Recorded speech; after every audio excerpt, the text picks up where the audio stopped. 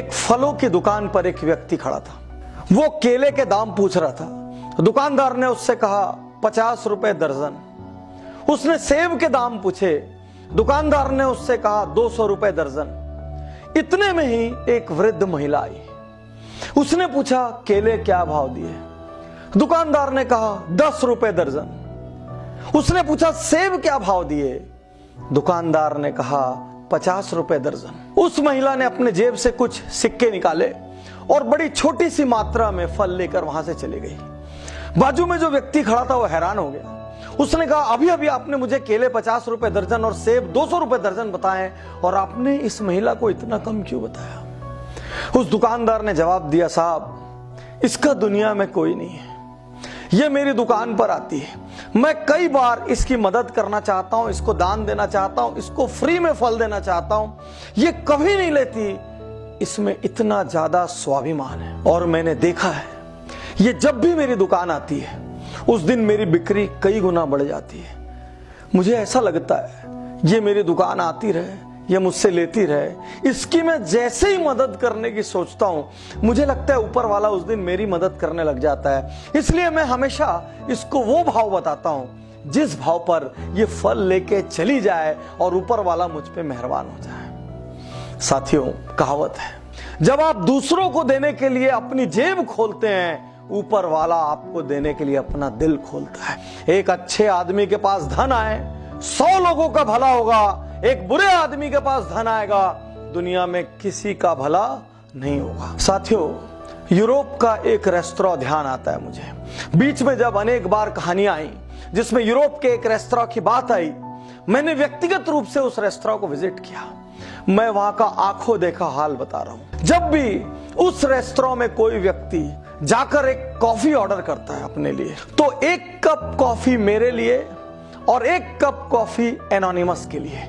और एनोनिमस के लिए का अर्थ है वो 2 कॉफी के पैसे पटाता है। 1 कॉफी वो खुद पीता है, दूसरी कॉफी का स्टिकर दीवार पे चिपक जाता है। कुछ देर बाद कोई गरीब, कोई अंडर प्रिविलेज, अफोर्ड न कर सकने वाला व्यक्ति आता है और उस दीवार से वो एनोनिमस वाला स्टिकर उठाता है, काउंटर पर लेके जाता है, कॉफी पीता है, चला जाता है। जाने लोग ऐसा किस किस चीज के लिए करते हैं। वो पिज्जा के लिए करते हैं, वो कॉफी के लिए करते हैं, वो बेकरी आइटम्स के लिए करते हैं, वो अपने लिए लेते हैं और साथ में एक किसी अनजान व्यक्ति को दान दे देते हैं।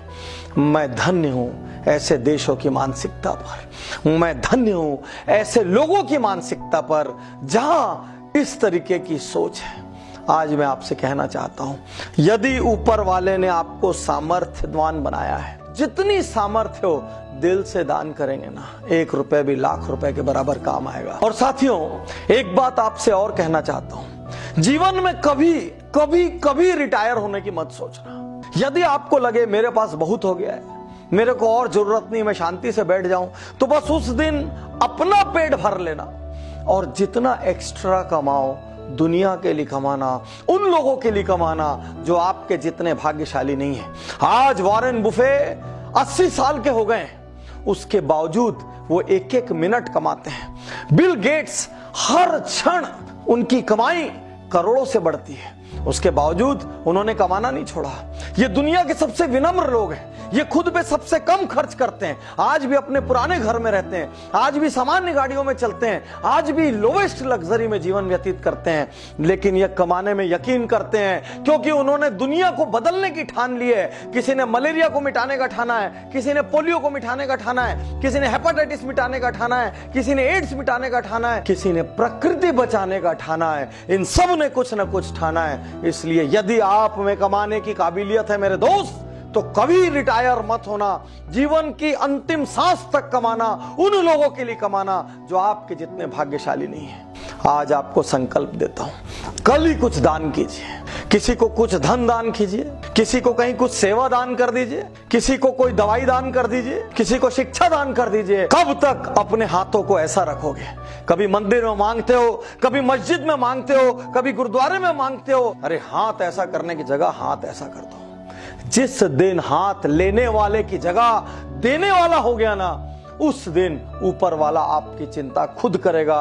और जब ऊपर वाला किसी की चिंता करता है तो उसको अपनी चिंता करने की जरूरत नहीं पड़ती। और हो सके तो अपने प्रॉफिट का या और बड़ा करना हो तो अपने टर्नओवर का छोटा सा एक हिस्सा संसार के लिए रख देना। आपके साथ जो आपकी टीम काम करती है, ISR, इंटरनल सोशल रिस्पॉन्सिबिलिटी, दुनिया में बड़ी बड़ी जगह बड़ी बड़ी चीजें बनाइए, लेकिन आपकी अपनी टीम के लोगों की फिक्र करिए। यदि आपके स्टाफ में किसी का बच्चा ब्रिलियंट है, शिक्षा नहीं ले पा रहा है, उस बच्चे की शिक्षा की जिम्मेदारी ले लीजिए। यदि आपके स्टाफ में किसी की बिटिया की शादी हो रही है, वो सक्षम नहीं है, तो अपनी कंपनी में कन्यादान का एक छोटा सा फंड रखिए। यदि आप क्या कोई बीमार पड़ता है तो वो बीमारी से उसकी पूरी इकोनॉमी गड़बड़ा जाती है, उसका मेडिकल इंश्योरेंस कराइए।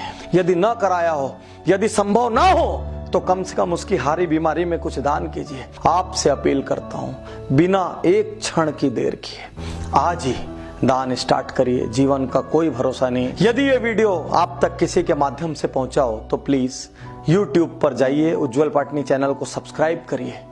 एक बात और कहना चाहूंगा, इस वीडियो को आप सैकड़ों हजारों लोगों तक पहुंचाइए। यदि इस वीडियो के माध्यम से लोगों ने दान करना शुरू किया, किसी गरीब की जिंदगी संवरी, किसी बच्चे को शिक्षा मिली, किसी बीमार को दवा मिली, तो उसके हिस्से का कुछ पुण्य आपके कोटे में आएगा और कुछ पुण्य मेरे कोटे में आएगा। आइए मिलजुल कर एक शानदार दुनिया बनाएं। शुक्रिया, धन्यवाद, थैंक यू।